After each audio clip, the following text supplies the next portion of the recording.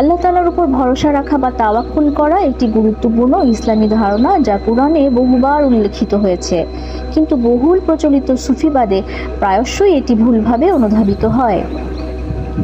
এই ভুল অনুধাবন আল্লাহ তাআলার সত্য দিন থেকে পদচ্যুতির দিকে নিয়ে যায় এবং দ্বীনি ও দুনিয়াবী বিষয়ে ব্যর্থতার কারণ ঘটায়। এটা ঘটে যখন আল্লাহর উপর ভরসার সাথে উদাসীনতা এসে যুক্ত হয়।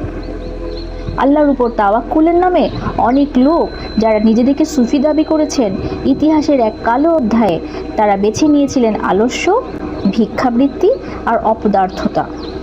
ঐতিহ্যগতভাবে আরবি ভাষায় একে বিতালা বলা হয়, যেটা আমরা প্রায়ই মানুষ সম্পর্কে বলি যে বেতালা। ধার্মিক মানুষদের মধ্যে এই ধারণার প্রচার প্রসারের ফলে মুসলিমদের রাষ্ট্রীয় কার্যাবলীকে সবচেয়ে কম যোগ্য ও সবচেয়ে কম দিনদার লোকজনের দ্বারা পরিচালিত হতে পেরেছে। তো কিভাবে আমরা আল্লাহর উপর যথাযথভাবে ভরসা বা তাওয়াক্কুল করতে পারি?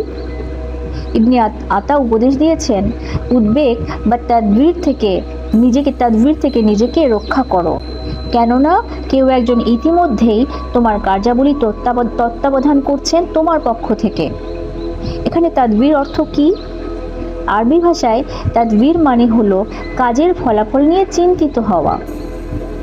সুতরাং তাদবির কাজের ফলাফলের সাথে ঘনিষ্ঠভাবে সম্পর্কিত। ইবনে আতা বলছেন যে কাজের ফলাফলই হলো সেই বিষয় যে ব্যাপারে আল্লাহ তাআলার উপর নির্ভর করতে হবে এবং তাকে বিশ্বাস করতে হবে।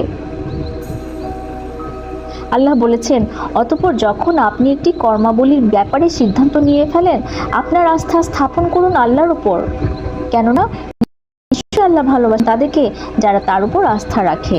পবিত্র কুরআনের 3 নম্বর সূরার 159 নম্বর আয়াত।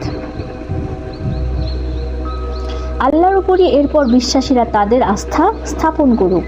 কুরআনের 3 নম্বর সূরার 160 নম্বর আয়াত।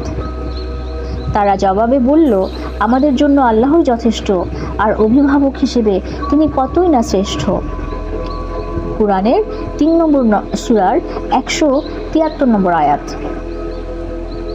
কি উপায়ে কাজ করা হবে তা নিয়ে চিন্তা করাটা ঠিক আছে, কিন্তু সেই কাজের পরিণতি ও ফলাফল কি হলো বা কি হবে তা নিয়ে চিন্তা করাটাই হলো উৎকণ্ঠা, যেটা কিনা সর্বাবস্থাতেই আল্লাহর ব্যাপার।